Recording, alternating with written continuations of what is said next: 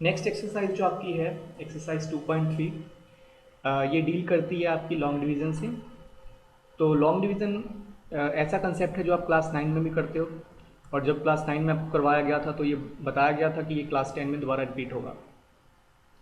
तो क्लास 10 में 2.3 एक्सरसाइज जो आपकी है ये आपके first two question they are purely long division based question. उसमें से जब लॉन्ग डिवीज़न करनी है, मैं अभी वो नहीं कर रहा और मैं करूँगा भी नहीं, वो आपका होमवर्क रहेगा।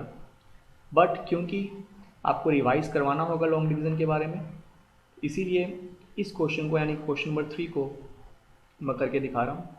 इस क्वेश्चन में लॉन्ग डिवीज़न भी होगी और उसके अलावा भी इसमें कॉन्सेप्ट ऐसे हैं जो आपको करने पड़ेंगे। उसके अलावा ये एक बहुत इंपॉर्टेंट क्वेश्चन है। इनफैक्ट इस चैप्टर का सबसे इम्पॉर्टेंट क्वेश्चन इसी टाइप का क्वेश्चन होते हैं। तो आप देखेंगे ये 4 नंबर के क्वेश्चन 4 या 3 नंबर में ये आराम से पूछे जाते हैं। इसके जैसा क्वेश्चन आपको एक ऑप्शनल में मिलेगा, ऑप्शनल एक्सरसाइज भी आपको करनी है, और इसके जैसा क्वेश्चन आपको इसी एक्सरसाइज के ऊपर जस्ट एक एग्जांपल है वो भी मिलेगा। तो इसको अच्छी तरह समझ लेते हैं। Question is obtain all the zeros of this polynomial if two of its zeros are this and this. हमें एक पॉलिनोमियल दिया हुआ है, देखने से पता लग रहा है कि ये बाई क्वाड्रेटिक पॉलिनोमियल है, और क्योंकि ये बाई क्वाड्रेटिक पॉलिनोमियल है इसीलिए इसमें 4 जीरोस होंगे, 4 जीरो। अब 4 जीरोस हैं तो ये 2 जीरोस तो दिए हुए हैं, बाकी के 2 निकालने हैं। तो लेट स्टार्ट, उसको कैसे करेंगे। सबसे पहले ये मुश्किल होगा कि बार बार मैं इसको पूरे पॉलिनोमियल पे लिखूँ, तो इस पॉलिनोमियल को मैं कुछ मान लेता हूँ। लेट, क्योंकि एक्स में है पॉलिनोमियल तो पी ऑफ एक्स।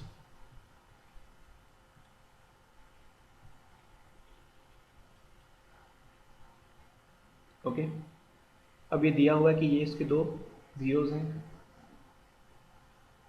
तो मैं लिख देता हूँ since x is equal to √5/3 and x is equal to minus √5/3 are two of its zeros. Therefore, x minus √5/3 and x plus √5/3 are its factors. आप देखिए ये इसके ज़ीरोज़ हैं। हमने अभी अभी जो क्वेश्चन किया उसमें क्वेश्चन नंबर 1 जो था लास्ट एक्सरसाइज का, उसमें हमारे पास ऐसा कुछ बनता है x-2 x-3 लेट से इज इक्वल टू 0। तो हम क्या बोलते हैं कि ये तो फैक्टर है ना, ये फैक्टर है, तो ये क्या आता है, ये आता है 0। अब इसी का कन्वर्स कर दूंगा मैं तो क्या बन जाएगा, ये फैक्टर। तो ये √5/3 या प्लस का था, हो जाएगा माइनस हो गया, और ऐसे ही माइनस का तो हो जाएगा प्लस हो गया, तो ये क्या बन गए उसके फैक्टर्स। ओके, इसके पी एक्स के। अगर ये 2 फैक्टर्स हैं तो ये भी फैक्टर होगा,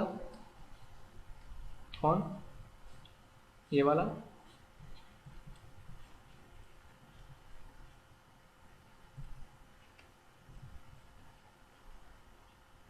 ये दोनों मल्टीप्लाई कर दिए।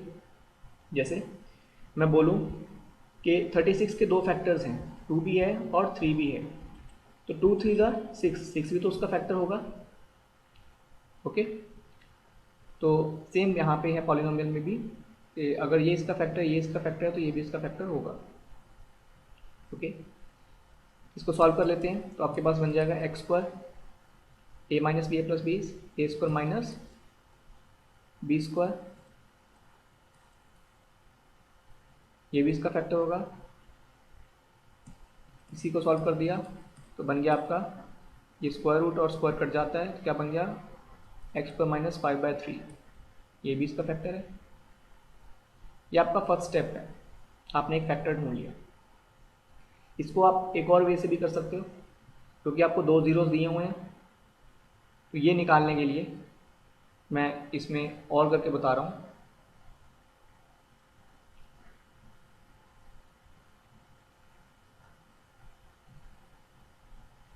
हमें पता है कि अभी हमने किया है कि हम लोग पॉलिनोमियल निकाल सकते हैं अगर हमें दो जीरोस दिए हुए हैं उसके। कैसे? X square minus S x plus P, है ना, तो ये उसका पॉलिनोमियल होगा। तो अगर मेरे पास ये दो रूट्स दे दें, यानी सॉरी दो जीरोस दे दें, तो उसका सम क्या होगा? ये देखिए दोनों सेम है, बस साइन अलग है, तो ये प्लस का है माइनस का क्या हो जाएगा? सम जीरो हो जाएगा। और प्रोडक्ट का मतलब क्या होता है? मल्टीप्लाई। √5/3 माइनस √5/3 क्या हो जाएगा? -5/3, रूट रूट कट जाएगा, तो answer would be x square minus 5/3। यहाँ से भी आप डायरेक्टली निकाल सकते हो, ठीक है, तो इधर दिस पे और दैट वे दोनों से हो जाएगा। उसके बाद मैंने आपको बताया था कि ये अकेला एक स्क्वायर रूट नहीं हो, ये अकेला एक पॉलिनोमियल है जिसका ये दोनों जीरोस हो। इसके आगे के लगा दोगे तो जो मर्जी मल्टीप्लाई करते जाएं, है ना। अगर मैं यहाँ पर 3 एलसीएम ले लूँ तो ये बन जाएगा, और अगर ये 3 बाहर चला जाए तो ये सब्ज्यूम हो जाएगा इसमें।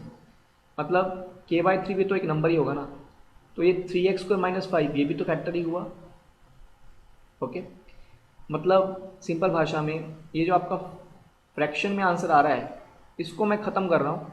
आप चाहो तो रख सकते हो, फ्रैक्शन में डिवीज़न पॉसिबल है, क्यों नहीं है, लेकिन इन ऑर्डर कि आप कंफ्यूज ना हो जाओ, मैंने इसका एलसीएम लेके वो 3 जो है वो इसमें सब्ज्यूम करवा दिया। ये बताने की ज़रूरत नहीं है, यहाँ पे आप लिख दो इज़ ऑल्सो फैक्टर, तो ये अंडरस्टूड है। पर ये ऐसे हुआ, ये मैंने आपको बता दिया। तो ये 3 एलसीएम लेके मतलब माइनस किया और 3 को फिर मैंने इसमें सब्ज्यूम कर दिया, तो ये भी इसका फैक्टर ही हुआ। ये आपका एक फैक्टर आ गया। हमें तो दो जीरोस चाहिए, तो देखिए मैं वही कर रहा हूँ। मेरे पास दो जीरोस थे, दो फैक्टर्स थे 2 और 3, मैंने उससे बड़ा फैक्टर बना लिया 6। अब मुझे चाहिए और फैक्टर, तो मैं क्या करूँगा? 6 से 36 को डिवाइड करूँगा, ठीक है, तो मेरे पास और एक फैक्टर आ जाएगा। और यहाँ पे तो वो फिर से 6 आएगा, लेकिन मतलब यही है कि जैसे अगर मैं इसको 4 और 3 से कर दूँ तो 12 आ जाएगा ना, तो 12 से डिवाइड करने पे मेरे पास एक और फैक्टर आ जाएगा 3।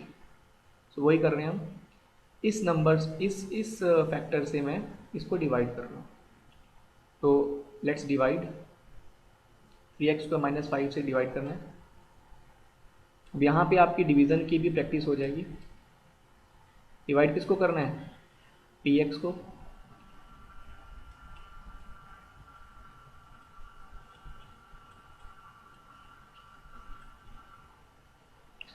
अब देखिए यहाँ पे क्या आएगा, सॉरी ये 4 है, यहाँ पे क्या आएगा? x⁻²। कैसे करते हैं? सबसे बड़ी पावर को सबसे बड़ी पावर से डिवाइड कीजिए, तो यहाँ पे आएगा 3x² into x² is 3x⁻4। Okay, उसके बाद 5 -5x² वो कहाँ जाएगा? x² की टर्म के नीचे। साथ साथ रिवाइज करते जाइए फटाफट। तो ये आपका आ गया 3x², यहाँ पे 6x³, ये प्लस है माइनस का, प्लस का 3x² प्लस 2x कैसे आया सोचिए, तो 6x³ माइनस 10x, -10 कैसे? -5 इंटू -10। ओके, कटिंग कटिंग, यह गया 3x² -5, तो 3x² one the 3x² and -5 one the -5। ये कटिंग, ये भी कटिंग। अब देखिए आप फैक्टर से पॉलिनोमियल डिवाइड कर रहे हैं, तो जब भी फैक्टर से किसी चीज़ को डिवाइड किया जाता है तो क्या आता है? जीरो। आपने लास्ट ईयर फैक्टर थ्योरम की है, तो रिमाइंडर क्या आना चाहिए? जीरो, है ना। तो ये आपका स्टेप 2 है। लास्ट स्टेप जो आपका है वो क्या है? जैसे आपने यूक्लिड डिवीजन लेमा पढ़ा रियल नंबर्स के लिए, वैसे ही डिवीजन लेमा हमारा पॉलिनोमियल्स के लिए भी ट्रू है। मतलब आपका डिविडेंड, जिसको मैं px लिख रहा हूँ, ये आपको बहुत बड़ा नंबर है इसलिए px इसको मैं लेट कर लिया था हमने, is equal to divisor, okay, into quotient plus remainder. अब मुझे ये तो पता है ये क्या है, इसमें से क्या आएगा हमारे पास? इसको फैक्टराइज करोगे फिर से यही दोनों आ जाएंगे। क्यों? क्योंकि भाई इनसे तो बना था ये। ठीक है, ओके। मुझे चाहिए ज़ीरोस, और मुझे पता है कि ज़ीरोस निकालने के लिए क्या करना पड़ता है, पी एक्स की वैल्यू ज़ीरो करनी पड़ती है। तो ये ज़ीरो के इक्वल आ गया प्रोडक्ट। अब आप देखिए, ये तो ऑलरेडी मुझे पता है कि अगर ज़ीरो के इक्वेट कर देता हूँ मैं, तो मेरे पास x की कौन सी दो वैल्यूज़ आएंगी, एक प्लस और एक माइनस, 5/3। प्लस माइनस ये लिखने का तरीका है जिसका मतलब होता है कि एक बार प्लस की वैल्यू ले लो, एक बार माइनस की। तो एग्ज़ाम में भले ही ऐसा लिखा है एंड करके या फिर ऐसा करके आ जाए, मतलब एक ही है। बस बात बचती है अब ये, यहीं से हमें बाकी के दो रूट्स मिलेंगे। ये दो तो हमारे पास ऑलरेडी थे, तो बाकी के दो जीरोज यहाँ से मिलेंगे। x² + 2x + 1, इसको हम फैक्टराइज करते हैं। ये जीरो के इक्वल क्यों हुआ मैं बता चुका हूँ, ये तो प्रोडक्ट है, प्रोडक्ट में जीरो तभी आंसर आता है जब उनमें से कोई एक जीरो हो, है ना। अब मिडिल टर्म स्प्लिटिंग के हिसाब से यहाँ पे क्या आया,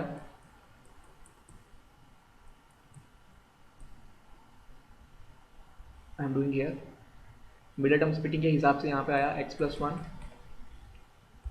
1 इज इक्वल टू ज़ीरो, यानी कि x इज इक्वल टू -1। और यहाँ से भी क्या आ जाएगा, अब देख लो, x + 1 is equal to zero और x + 1 is equal to zero, तो x इज इक्वल टू -1 और -1 दोनों वैल्यू सेम आ रही है। तो हमारे पास 4 जीरोस कौन से हैं, एक है √5/3, एक है -√5/3 और एक है -1 और दूसरा भी है -1। तो एक्चुअली में इसके 4 ज़ीरोज़ नहीं है, सॉरी बार बार रूट्स बोल रहा हूँ, और इसके ज़ीरोज़ नहीं है बल्कि इसके 3 ज़ीरोज़ हैं। आपको याद होगा मैंने ग्राफ बनवाया था आपसे, और ये बाई क्वाड्रेटिक का, तो बाई क्वाड्रेटिक का ग्राफ कैसा होता है, डब्ल्यू शेप या एम शेप, मतलब चार जगह पे होगा ना, तो या एम शेप होगा या डब्ल्यू शेप होगा। तो यहाँ पर भी आपका जो ग्राफ है या तो डब्ल्यू शेप होगा या एम शेप होगा, मैं मान के लेता हूँ डब्ल्यू शेप, हालांकि हम बना सकते हैं लेकिन फिलहाल के लिए डब्ल्यू शेप। तो समझने के लिए ये है कि इसमें आपका डब्ल्यू इस तरह का बन रहा है, ये आपकी माइनस वाली वैल्यू है -√5/3, यहाँ पे -1 पे जस्ट टच करके निकल रहा है, इसीलिए दो वैल्यूज आपकी -1 -1 आ रही है, और ये आपकी +√5/3। यहाँ पे जस्ट टच करके निकल रहा है, इसीलिए यहाँ पे आपकी 3 वैल्यूज हैं एक्चुअली। ठीक है, लिखना इसको 2 बार है लेकिन हैं वैल्यूज 3। तो ये था आपका अदर टू जीरोज। ये आपका question number 3, very very important. In fact आप मान के चलिए कि आपको ये एक बार तो अपने एग्जाम्स में दिखेगा ही, भले वो कोई भी एग्ज़ाम हो, लेकिन लास्ट ईयर के एंड तक आप इस क्वेश्चन को ज़रूर देखेंगे अपने एग्जाम्स में। इसके बाद जो नेक्स्ट क्वेश्चन है, क्वेश्चन नंबर 4, वो भी आपका डिवीज़न पे ही डिपेंडेंट है। मतलब ये जो हमने यहाँ पे यूज़ किया, ये वाला, यही वाला यूज़ होगा आपका लास्ट क्वेश्चन में, और ये सेकंड लास्ट क्वेश्चन में, फोर्थ क्वेश्चन में। आप उसको ट्राई कीजिए, उसमें खुद का दिमाग लगाइए, उसमें बस ये रिमाइंडर है उसको उस तरफ लेके जाना है, एंड यू विल सी कि आपसे हो पाएगा। नहीं हो पाएगा तो मैं डिस्कस कर दूँगा, कोई बात नहीं, लेकिन उसको खुद कीजिए। इसके साथ आपका ये चैप्टर ख़त्म होता है। आप ऑप्शनल एक्सरसाइज के फर्स्ट 2 क्वेश्चंस छोड़ सकते हैं, लास्ट के 3 अटैम्प्ट कीजिए, वो भी इंपॉर्टेंट है। तो that's it for from this chapter.